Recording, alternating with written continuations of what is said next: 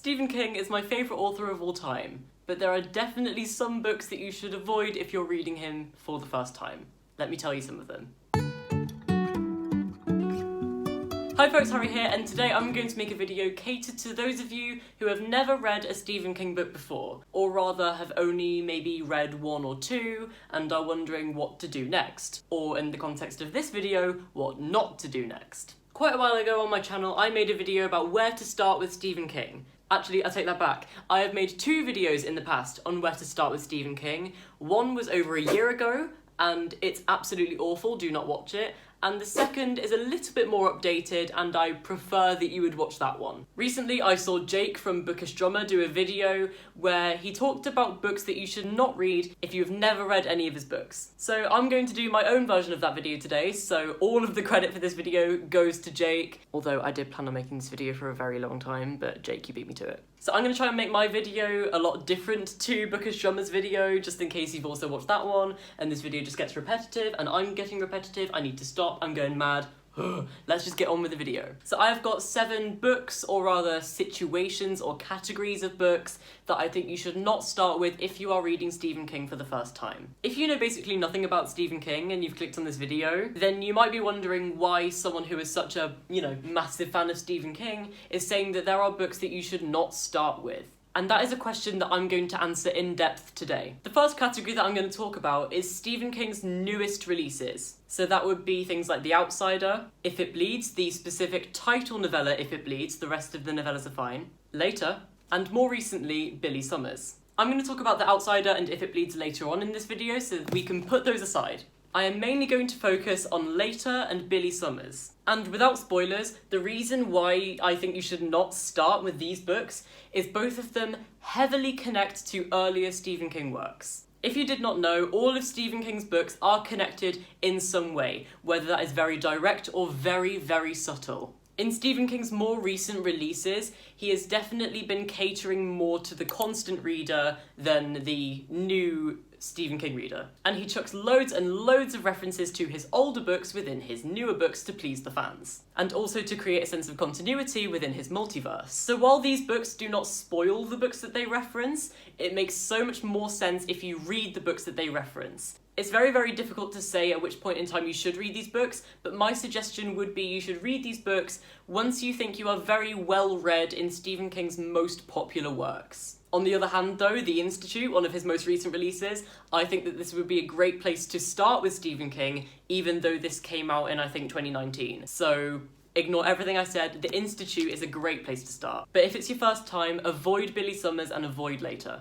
My next suggestion might be a little bit controversial, and that is to avoid the really, really long Stephen King books. The two main books that I'm talking about here are The Stand and It. Both of these books are over 1,000 pages long. The Stand is 1,400 pages long, depending on the copy you have, and It is about 1,100 pages long, again, depending on the copy you have. And these are both fan favourites. In fact, my first Stephen King book was It, and I would highly recommend that this should not be your first Stephen King book. And the main reason for that is that these books are huge. And if you're not used to Stephen King's writing, so much of it can be a little bit too much and it can turn you off his writing. So unless you love tackling absurdly huge books like this tome, avoid it.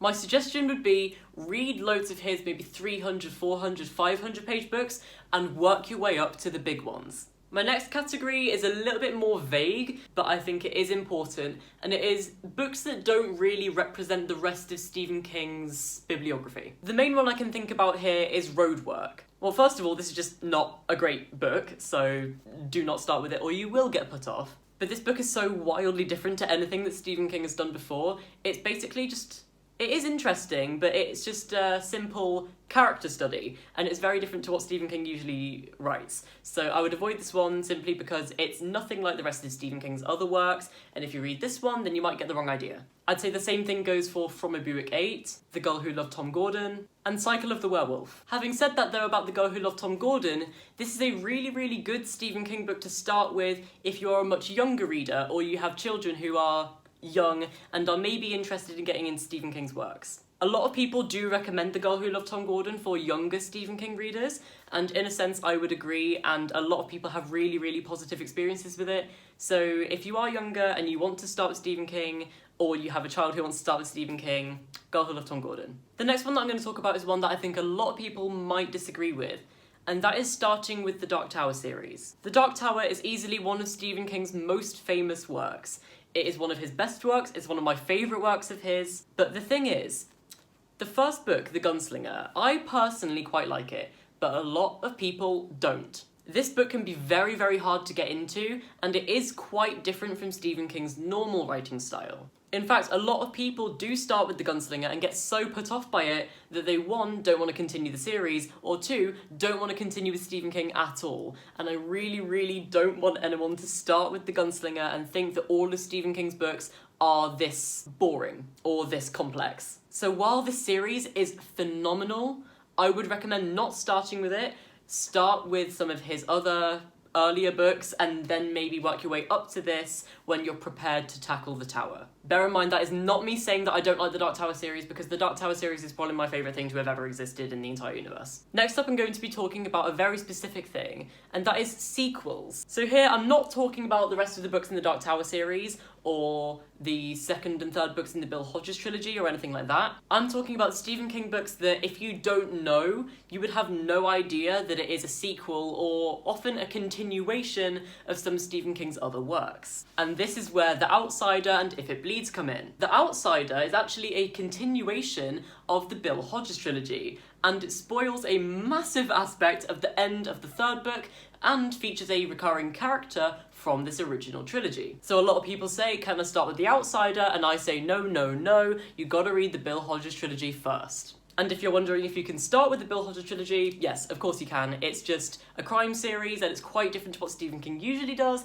but it's still very, very good. So if you do want to start with it, you can. But just don't start with The Outsider, because this book spoils so much from the trilogy. But it's marketed as its own standalone novel, so that's where you gotta be really, really careful with Stephen King. It's the same for If It Bleeds. The title novella, If It Bleeds, is a direct sequel to The Outsider. So do not read If It Bleeds if you haven't read the Bill Hodges trilogy and The Outsider. It's very complicated. There are also some slightly more obvious ones, like don't read Black House if you haven't read The Talisman, because this is the sequel to The Talisman. Doctor Sleep is a sequel, or perhaps a continuation, because it's not a traditional sequel, to The Shining. So if you have not read The Shining, avoid Doctor Sleep at all costs. And I guess also another book that might fit into this category is Needful Things. This is a standalone novel, and it's also a brick, so don't start with it because it's about 1,000 pages long. A lot of aspects of this book are a continuation of a lot of other books set in this area. If you want to do some research into that, you can. I'm not going to talk about it in this video because it's so long-winded,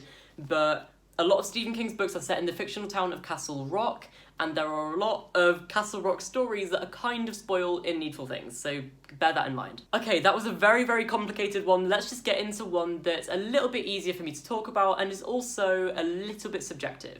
It's no secret that Stephen King has some really, really bad books. So I'm just going to give you, personally, my least favourite Stephen King books that I think you should avoid. Dreamcatcher is too long, very boring, and just a piece of shit. Sleeping Beauties, too long, too boring, just another piece of shit. Cell is far too boring and has really bad characters and a really, really bad ending. Those are the only Stephen King books that I downright hate, so I would say avoid those three. The last category that I'm going to talk about is Stephen King's collaborations. Stephen King has written a fair amount of works with other authors, and most of those books I've already mentioned in previous categories. And I think it's quite obvious as to why you should not start with these, but if you can't figure out, it's just because I think that it's much better to experience Stephen King's writing by itself when it's just Stephen King writing, and then if you want a little bit more, you can delve into the world of his collaborations with other authors. So The Talisman and Black House was co-written with Peter Straub, so maybe don't read these books if you haven't read any of Stephen King, because it's not entirely representative of his writing style. He also co-wrote Sleeping Beauties with his son Owen King,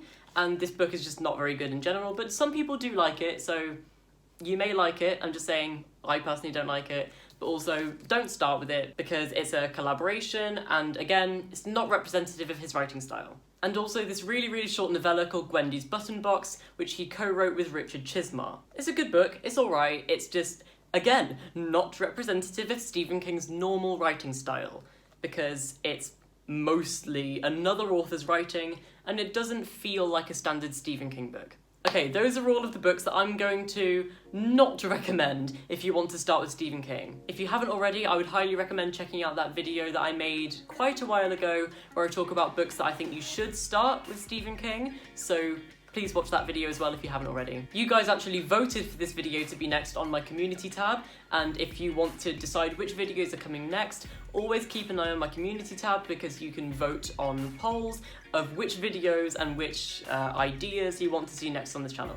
If you've enjoyed this video, please do give it a big fat thumbs up, and please consider subscribing for more bookish content from me. Comment below if you actually disagree or fully agree with anything that I've said in this video, because I really want to start a discussion, so get it all down in the comments. All of my social media, so that's my Instagram, Twitter, TikTok, Goodreads, Letterboxd, all of that is in the description below, and I will see you next time with a new video. Goodbye.